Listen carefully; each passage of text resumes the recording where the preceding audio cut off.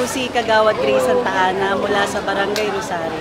Pangalawang termino ko na to, sakaling ako po ay papalari. Well, maayos naman. Siyempre, hindi natin maiwasan yung may mga konting problema, pero maayos naman, preparado naman ang ating mga taga-pamilya para kami ay matulungan sa pag-aayos ng finance. Ako po ay may grupo sa ilalim po ng Giting ng Rosario sa pangunguna ni Dr. Jeji Bernal.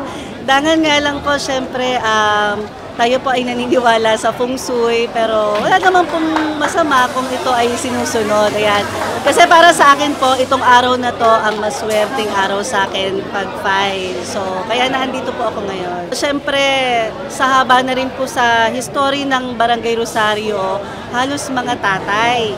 So, ngayon po, nanay naman. Subukan naman po natin ang nanay na siyang kumalinga po sa atin sa barangay. At ako po ay naniniwala sa kanyang mga plataforma. Unang-una sa lahat, kami po ay Giting ng Rosario. Siyempre, naka-align po kami sa ating mga programa din ng ating mahal na Mayor Vico Sotto.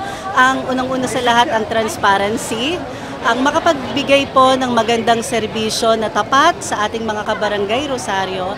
Dahil ako po ay proud to be solo parent. Isa po iyan sa gusto nating mas matutukan po pagbibigay po ng magagandang livelihood program para sa lahat. Nang sa gayon po ay kahit papaano'y umangat po ang antas ng pamumuhay naming mga taga-Rosario. Para po sa mga taga-Barangay Rosario, napakarami pong nagmamahal sa atin sa Barangay Rosario, kaya maswerte po tayo.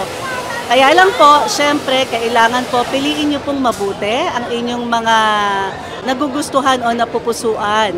Sana po, marami pong mga taga-Rosario na magagaling na mabigyan po sana kami ng pagkakataon na mas makapaglingkod sa inyo at katulad po ng sinasabi ko, mas maging maunlad po ang ating barangay. Maraming salamat po, Kagawad Grace Santa Ana po, pangalawang termino at sana po magkita-kita pa tayo sa mga susunod na panahon. Maraming salamat po sa inyong lahat.